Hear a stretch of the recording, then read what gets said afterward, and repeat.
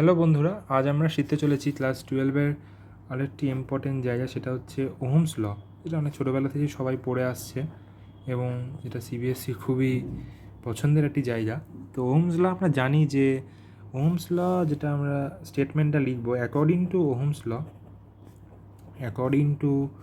Ohm's law the current, মানে যে কারেন্টটি ফ্লো করবে কন্ডাক্টরের মধ্যে, the current I flowing through a conductor is directly proportional. এই কথাটি খুবই ইম্পর্ট্যান্ট একটি কথা, directly proportional.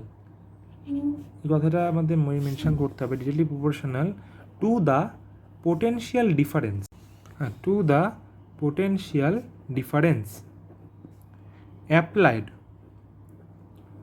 across the ends of conductor. বন্ধুরা, আমরা একটা জিনিস বলে দিই যে অনেকে কিন্তু এই জায়গাটাকে মিস করে যায়, across the ends of conductor. এটা কিন্তু খুব ইম্পর্টেন্ট জায়গা, যে পোটেনশিয়াল ডিফারেন্সটা কোথায় অ্যাপ্লাই হচ্ছে, কন্ডাক্টরে এন্ডে অ্যাপ্লাই হচ্ছে, দুটো কন্ডাক্টরে এন্ডে অ্যাপ্লাই হচ্ছে। প্রোভাইডেড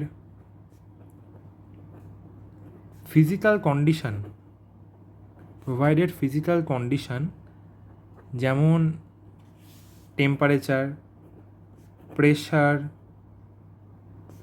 মেকানিক্যাল স্ট্রেংথ,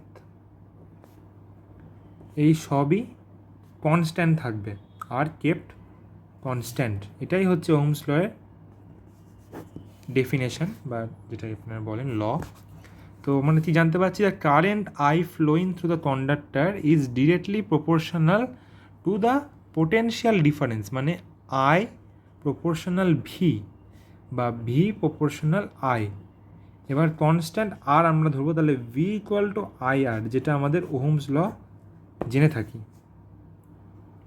এবার বন্ধুরা, আমাদের একটু এক্সটেন্ডেড ফর্মে এই বিষয়টা কি জানতে হবে, যে আরেকটু এক্সটেন্ড করলে আমরা জানতে পারবো যে ওহমস লয়ের সাথে ড্রিপ ভেলোসিটি খুব সুন্দর রিলেশন আছে, যেটা আমরা বলি ডিডাকশন অফ ওহমস ল।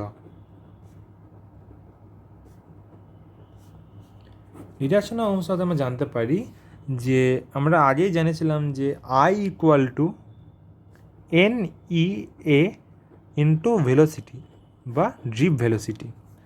তো এখানে ড্রিপ ভেলোসিটি মানে আমরা আগের একটা ভিডিওতে যা দেখতে পেয়েছি যে E ইন্টু বড় E into tau by M।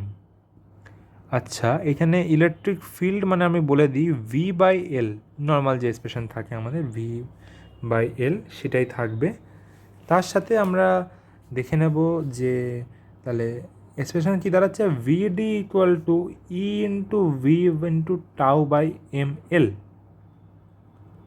ঠিক আছে, ML। এবার E তো জেনে নিলাম আমরা, I ঠিক আছে। এবার আমরা কি জানি, I equal to NEA into VD। তাহলে I equal to NEA VD, মানে তো এটা আমরা দেখতে পাচ্ছি, তো এটা এনে পুট করে দেবো E into tau into V by M into L। একটু আলাদাভাবে লিখি আমাদের সুবিধার জন্য। So I equal to N into E square into A into tau by ML। এবার আপনারা ভাবছেন যে আমি কেন ভিটা লিখিনি। ভিটা না লেখার কারণ, যে ভিটাকে যদি আমরা বাইরে আনি তাহলে বিষয়টা দাঁড়াবে V/I, এবং V/I মানেই NE square into A into tau equal to ML। So বন্ধুরা, V/I মানে তো আর অথবা রেজিস্ট্যান্স, তাহলে V/I ইকুয়াল টু আর যদি হয়, তাহলে R equal to NE square A into tau by ML। এটাই আমাদের Ohm's law deduction of resistance.